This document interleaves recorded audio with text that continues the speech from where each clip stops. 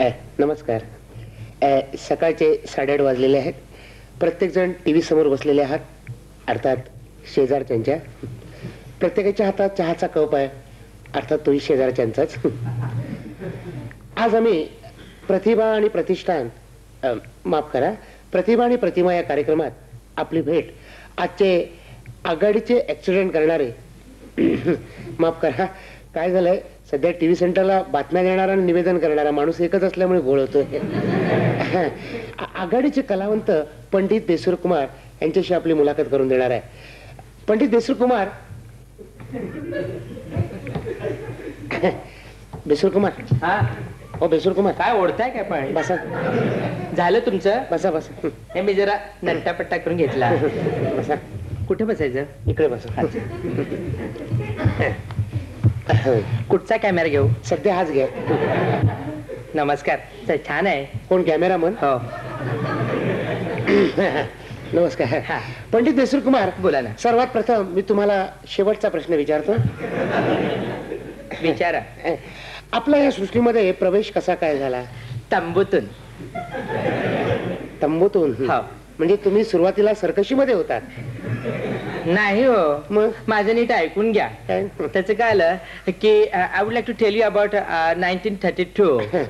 In that period about काय झालं ते, हा मराठी कार्यक्रम आहे, कृपया इंग्रजीत बोलू नका. आता काय होतं, इतके प्रश्न येतात, पत्र येतात, मेंढ्यांना दम लागतो उत्तर देतात. त्या कृपया जरा मराठीत बोला, आणि इंग्लिश बोला असं वाटलं तर फुल्ल्या फुल्ल्या करा. आमचे प्रेक्षक समजून घेतील तुम्हाला काय म्हणायचं. मी असं चालेल चालेल. तर जवळपास 1932 किंवा त्याच्या आधीपासूनचा जर काळ जर आपण जर घेतला तर त्या काळात काय होतं की आजच्या सारखी अद्ययावत नाटकगृह नव्हती. बऱ्याचशा नाटक मंडळी होत्या, म्हणजे बाल गंधर्व संगीत नाटक मंडळी, बालमोहन नाटक मंडळी, ही नाटक मंडळी, ती नाटक मंडळी. आणि काय व्हायचं की तालुक्याच्या गावी ही लोक जायची आणि तिथे आपला मोठा तंबू असा उभा राहायची, आणि त्या तंबूमध्ये मग आतली आणि बाहेरची लोक राहायची. आतले आणि बाहेरचे? हो. आतले म्हणजे आचारी, पाणके, पेट्या उचलणारे, हमाल वगैरे वगैरे, पडद्या मागची माणसं. आणि बाहेरची म्हणजे नटमंडळी. अच्छा. ती मी बाहेरचीच असते. अरे वा. तर आता अशी ती लोक राहत होती. आणि माझ्या लहानपणी बरं का, तुम्ही लहान होतात सारखे मला मध्ये मध्ये बोलताय, असं नाही करायचं. मी बोलतोय ना आता. पण तर माझ्या लहानपणी काय झालं की आमच्या गावात अशीच एक नाटक मिळाले, त्याचा तंत तंबू उभारलेला होता. मला काम करायची खूप आवडायची, सारखी अशी काम करायची खूप आवड. तर मी म्हटलं की याला भेटूया, त्याला भेटूया, त्याला भेटूया, याला भेटूया. कुण्णी कुण्णी म्हणून मला दाद दिली नाही. कशी? हो हो. आणि म्हणून मग मी शेवटी असं तंबूतून घुसलो आणि तिथून माझा असा नाट्यसृष्टीत प्रवेश झाला माझा. अरे वा. मग गेल्या गेल्या तुम्हाला नाटकातनं कामं मिळाली? नाही ना, तेच तर मला सांगायचंय.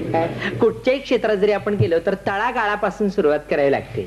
अच्छा. म्हणून मी आपलं कुठे गवसणी उचल, कुठे तंबोरा उचल, कुठे पेटी उचल.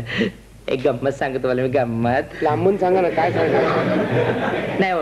नाही तर मग फोर्सच येत नाही. त्याचं काय झालं, एकदा मी तबल्यासकट तबलजीलाच उचलला आणि आमच्या कंपनीच्या मालकांना कळलं की फारच ताकदीचा नट आहे. आणि तेव्हापासून माझा रंगमंचावर प्रवेश झाला. माशा मिल्या तुमच्या, माशा माशा. जा जा जा, चल चल चल चल. बातम्यांच्या वेळेला जा, चल. असं का बातम्यांच्या वेळेला असं का म्हणाला? त्याचं काय झालं, बातम्यांच्यावर पूर्वी त्यांची भक्ती होती ना, त्यामुळे अनंत माशा इकडे आहेत. म्हणून ही माशी सारखी तुम्हाला भिडते. तर तुमचा असा म्हणजे प्रवेश झाला आणि तुम्ही ताकदीचं प्रदर्शन प्रोड्युसरला दाखवलं. तुमच्या ताकदीचं रहस्य काय? त्याचं काय, मला लहानपणापासून व्यायामाची खूप आवड. जेथे जेथे संधी मिळेल तेथे तेथे मी व्यायाम केला. आता वय झालंय, डॉक्टर म्हणतात दंड तर सोडा, जोर सुद्धा मारू नका. चांगली गोष्ट आहे. आणि त्यांनी मला सांगितलं की तुमची प्रकृती अजूनही ठणठणीत राहावी म्हणून तुम्हाला आवडणाऱ्या फळांच्या साली खा. अरे वा. मग कुठल्या फळांच्या साली खाल्ल्यात? अननस, नारळ, अननस, अशा फळांच्या साली मी खातो आणि पचवतो सुद्धा. चांगली गोष्ट आहे. बरं, तुमची आतापर्यंत गंजलेली नाटकं कुठली? माफ असं अनुस्वार नको तिकडे गेलात. गाजलेली नाटकं कुठली? माझी तशी गाजलेली नाटकं म्हणजे संगीत दळभद्र, नंतर मसाला पान, कपिल देव जिन्याखाली धावला, हो सध्या त्याच्यावर तीच पाळी आली. नंतर आणखीन बघा सांगायचं रगडल्यावर जाग येते.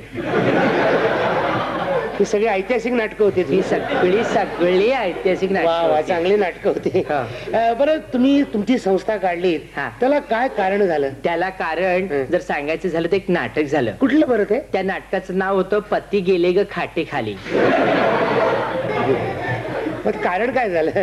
आता काय सांगायचं, त्याचं काय झालं की त्या नाटकामध्ये कधी पती असायचे तर कधी खाट नसायची, कधी खाट असायची तर कधी पती नसायचे. म्हणून मी शेवटी ती नाटक मंडळी ते नाटक सोडलं आणि माझी स्वतःची नाटक मंडळी मी स्थापन केली. अरे वा. तर आमचं त्याला गाजलेलं नाटक होतं तुझा तू खाजवी बाजा. बाजा म्हणजे बाजीवाल्याच्या जीवनावर होतं? नाही, मग बाजीरावाच्या जीवनावर होतं. बाजीरावाच्या? कारण तो बाजीरावाचा बाजा. खरंच तुम्हाला काय सांगायचं, तुम्ही काय मला बाजा समजलं काय? वाजवताय मागासून. तर तुम्ही ते नाटक काढलं, चांगली गोष्ट आहे. बरं तुम्ही मराठी चित्रपटात सुद्धा बरीच कामं केली. हो ना. कुठली कुठली कामं केली? मोलकरी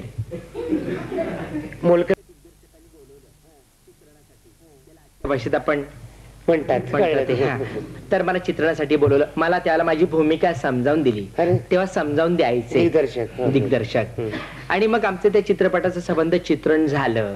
आणि मग पहिल्या खेळायला ज्याला आजकाल तर त्या पहिल्या खेळायला बोलवलं. आणि तुम्हाला काय सांगू, अहो त्या चित्रपटात जाऊन पाहतो तर काय संबंध चित्रपटात भिंतीवर लावलेला माझा फोटो आणि त्याला घातलेला हार. अच्छा अच्छा अच्छा. हा म्हणजे मेलेल्या नवऱ्याचं काम केलं म्हणून त्या मोलकरीण झाल्या असं तीच. हिंदी पिक्चर मध्ये कामं केलीत की नाही? कभी कभी. अच्छा, कधी कधी केली? नाही, कभी कभी ह्या त्या बोलपटाचा, हिंदी बोलपटाचा. माहितीये. वैदा रेहमान.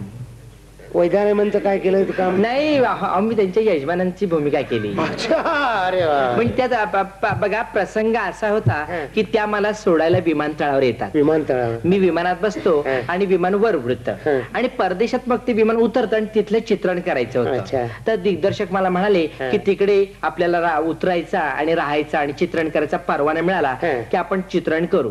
आणि काय सांगू, मला पहिल्या खेळायला बोलवलं. म्हणजे अहो पिक्चर मी जाऊन ते पाहतो तर काय विमान वर उडताना दाखवलं, मेलेले जळलेलं दाखवलं. काय सांगा, जळले. म्हणजे आतापर्यंत तुम्ही मेलेल्या नवऱ्याचीच कामं केली. मला विधुर नट म्हणूनच ओळखणारच. बरं तुमच्या संस्थेची काही शिस्त होती की नाही? अहो शिस्त म्हणजे केवढी शिस्त. आमच्या त्या काळात 8:60 नाटक सुरू व्हायचं आणि नाट्यगृहाचे मी दार बंद करायचो. म्हणजे कायकाला गाडी घोडा याच्यामुळे लोकांनी यायला उशीर व्हायचा. पण तुम्हाला सांगू, उशीर आलेल्या लोकांचा मी आत घ्यायला दार उघडली तर आतली लोक बाहेर पळायची. म्हणून दरवाजा लावून घ्यायचे. चांगली शिस्त होती, खूप चांगली शिस्त. म्हणजे ही शिस्त आतल्या लोकांना होती की बाहेरच्या लोकांना? दोन्ही लोकांना होती. बरं तुम्ही लोकाग्रस्तासाठी बरंच काही केलं. म्हणजे काय, बऱ्याचदा लोकांनी मागणी करावी आणि मी ती पुरी करावी, त्यांनी मागणी करावी आणि मी ती पुरी करावी. अशी एखादी मागणी? यासाठी मला खूप खर्च सुद्धा आलाय. येणारच, मागण्या पुऱ्या करायच्या म्हणजे. एखादी मागणी काय तुम्ही? लोकांनी तिकडेचे पैसे परत मागितले होते. वा वा वा. हा तुमचा त्याग बघितला की काय कसं, म्हणजे अगदी खरंच. बरं मला सांगा, तुमच्या मुलांनी तुमच्या या व्यवसायात काही पदार्पण केलं की नाही? म्हणजे पावलावर पाऊल टाकलं की नाही? हो हो हो. माझ्या दोन्ही मुलांनी माझा सगळा हा आदर्श बघून याच व्यवसायात आपले पाय भक्कम केलेत. आणि त्यातलं एक शिवाजी मंदिरला आणि एक रवींद्र नाट्य मंदिरला डोअर किपर आहे. वा वा वा. आज तुम्ही इथं आलात, आमच्या दर्शकांना तुमची माहिती सांगितलीत. हो ना. आणि नाटकात प्रवेश केल्यानंतर किंवा नाटक कसं करावं किंवा चित्रपटात कसं करावं हे म्हणजे लोकांना तुम्ही सांगितलं. आणि लोकांनी त्यातनं मला वाटतं मार्गदर्शन घेतलं असेल की कुठली नाटकं करू नयेत आणि काय करू नये. धन्यवाद. धन्यवाद.